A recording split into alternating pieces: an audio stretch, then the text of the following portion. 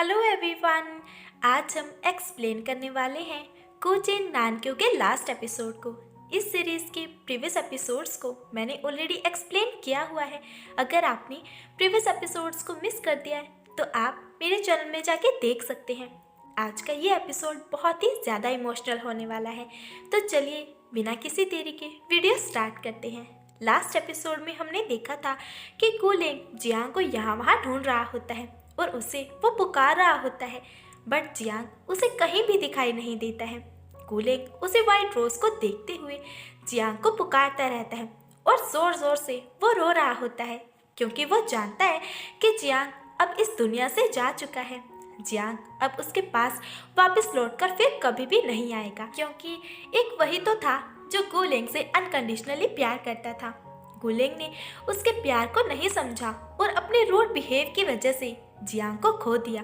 कूलेंग बार बार Jiang को पुकारता रहता है और जोर जोर से वो रो रहा होता है और जमीन पर लेटकर वो गिड़गिड़ाने लगता है, क्योंकि अब कूलेंग खुद को जियांग की मौत का जिम्मेदार समझने लगता है।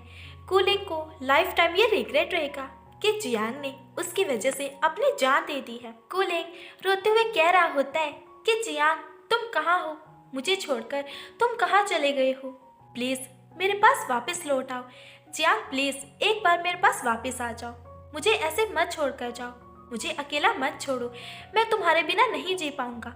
कूलेंग गिड़गिड़ाता रहता है कि मैं जानता हूँ कि ये सब कुछ मेरी गलती है, सब कुछ मेरी वजह से हुआ है। आई एम सॉरी, मैं तुमसे माफ़ी मांगना चाहता हूँ, प्लीज़ एक बार मेरे पास वापस लौट आओ। ये सब कुछ कहते कहते कूलेंग जोर जोर से रोने लगता है और वो चिल्लाने लगता है। कूलेंग याद करता है कि कैसे उसने जब जियांग से कहा था कि अगर एक दिन मैं ब्लाइंड हो गया तो जियांग ने उससे कहा था तो मैं आपको अपनी आइज दे दूंगा, मेरी आंखों से आप इस दुनिया को देख पाओगे। और ऐसे ही जियांग ने अपने प्यार को प्रूव किया कि वो कूलेंग से कितना ज़्यादा प्यार करता है, और एंड में जियांग ने अपनी आंखों को कूलेंग को ही दे दिया। जियांग ने कहा था कि कूलेंग मेरी ये आंखें मेरी बॉडी का सबसे क्लीन पार्ट है, मैं अब ये अपनी आंखें तुम्हें देता हूँ। कूलेंग पछता रहा होता है कि उसने कैसे जियांग को हमेशा डर्टी कहा, उसे घटिया कहा, लेकिन उसने कूलेंग के लिए अपनी जान दे दी। और यही सब कुछ याद करके कूलेंग रोता रहता है, तड़पता रहता है। इसके बाद 1 वीक बाद का सीन दिखाया जाता है। कूलेंग अब अब्रॉड जा रहा है। वेनाई उसे कहता है कि ब्रदर आप अपना ख्याल रखना। होइजो उसे कहने लगता है कि पहुंचते ही तुम अपने डैड को मैसेज कर देना। कूलेंग कहता है कि ठीक है, पास्ट में जो कुछ भी हुआ चलो उसे भूल जाते हैं और नई शुरुआत करते हैं। होइजो कहता है कि हाँ क्यों नहीं, एंड यहाँ पर दोनों ही ड्रिंक करने लगते हैं। इसके बाद कूलेंग यहाँ से चला जाता है और साथ ही वो कह रहा होता है कि होइजो ये मत समझना कि ये सब कुछ यहीं ख़त्म हो गया है, तुम बस वेट करो। दरअसल कूलेंग ने होइजो की ड्रिंक में कुछ मिक्स कर दिया था होइजो से बदला लेने के लिए। कूलेंग कहता है कि तुम दोनों भाइयों ने मिलकर मुझसे मेरा सब कुछ छीन लिया और तुम मुझे साइको बोलते हो ना, तो अब देखो कि साइको आखिर होता क्या है। एक्चुअल में कूलेंग होइजो और वेनहाई को एक दूसरे से दूर कर देना चाहता है और इसीलिए उसने ये सब कुछ प्लान किया है। इसके बाद कूलेंग ने होइजो को जो मेडिसिन चुपके से दे दी थी उसका इफेक्ट होना स्टार्ट हो जाता है। होइजो की कंडीशन खराब होने लगती है और यहाँ तभी वेनहाई आ जाता है।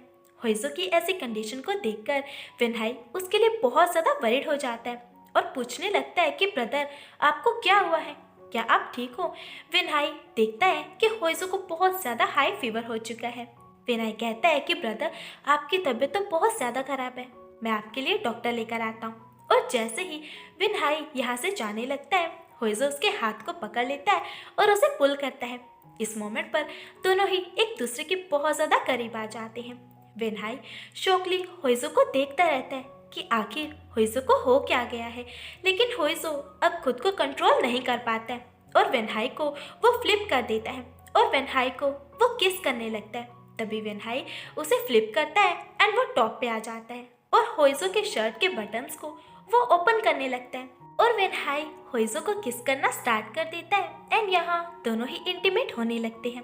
इसके बाद होइजो अकेले में खड़े हुए किसी गहरी सोच में डूबा हुआ होता है। तभी वेनहाई यहाँ आ जाता है और उसे कहने लगता है ब्रदर हम दोनों में इससे पहले ही वेनहाई अपनी बात को कम्प्लीटली कह पाता, होइजो उसे बीच में ही रोकते हुए उसे कहने लगता है, मेरे पास मत आओ वेनहाई, ये सब कुछ मेरी गलती है, इसलिए तुम मेरे करीब मत आओ, सब कुछ मेरा फॉल्ट है। वेनहाई कहता है, ब्रदर नहीं, इसमें आपकी कोई गलती नहीं है, मैं आपके साथ रहना चाहता हूँ, आपका ब्रदर बनकर नहीं बल्कि आपका पार्टनर बनकर।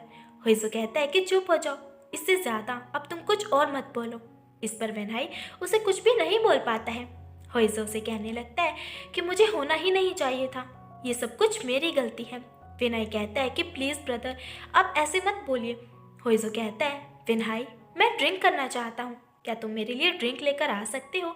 आज रात मैं होश में रहना बिल्कुल भी नहीं चाहता हूँ। होइजो की बातें सुनकर वेनहाई को बिल्कुल भी अच्छा नहीं लग रहा होता है, लेकिन फिर भी वेनहाई उसे कह देता है कि ठीक है। एंड जैसे ही वेनहाई यहाँ से जाने लगता है, होइजो छत से जंप कर जाता है और वो अपने आप को मार डालना चाहता है, क्योंकि होइजो खुद को बहुत ज़्यादा गिल्टी एंड शेमफुल फील कर रहा होता है और उसे ऐसा लगता है कि वो खुद को कंट्रोल नहीं कर पाया और यही उसकी सबसे बड़ी गलती है। और वेनहाई को वो ओनली अपना लिटिल ब्रदर समझता है, इसके अलावा वो उसके साथ कोई डिफरेंट रिलेशन नहीं चाहता है। होइजो खुद को गिल्टी समझने लगता है कि उसने लाइन को क्रॉस कर दिया है और इसलिए होइजो अपनी जान दे देना चाहता है। और ये देखकर वेनहाई बहुत ज़्यादा शॉक हो जाता है एंड वो चिल्लाने लगता है, लेकिन ये सब कुछ करने के बाद भी होइजो बच जाता है, उसे कुछ मामूली फ्रैक्चर्स ही आते हैं। वेनहाई होइजो को लेकर व्हील चेयर पर आ ही रहा होता है कि तभी एक गार्ड एक न्यू बॉडी गार्ड को लेकर उनके सामने आ जाता है और होइजो को वो गार्ड बताने लगता है कि सर ये न्यू बॉडी गार्ड है और ये आ चुका है। होइजो उससे उसका नाम पूछता है तो ये बॉडी गार्ड अपना नाम सूबे बताता है और ये कोई और नहीं बल्कि जियांग होता है। जियांग स्माइल कर रहा होता है एंड ये ड्रामा यहीं पर कंप्लीट हो जाता है। एक्चुअल में जियांग का एपिसोड के एंड में ऐसे आना कोई रियलिटी नहीं बल्कि जस्ट एक इमेजिनेशन है।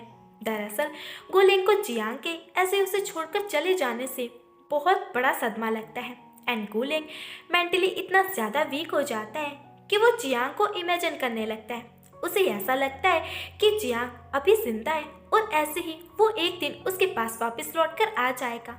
गुलिंग इतना ज़्यादा गिल्टी फील कर रहा होता है कि उसे ऐसा लगने लगता है कि जियांग ऐसे ही एक दिन से अचानक से उसकी लाइफ में वापस आ जाएगा और इस तरह उसे सेकंड चांस मिल जाएगा ताकि वो जियांग को सॉरी बोल पाए और इस बार वो उसका अच्छे से ख्याल रख पाए। लेकिन ये सब कुछ रियल नहीं है, क्योंकि अगर जियांग सच में वापस आ गया होता तो होइजो और वेनहाई तो उसे पहचान ही जाते। तो इसके साथ ही ये ड्रामा इसी सैड एंडिंग के साथ यहीं पर कंप्लीट हो जाता है।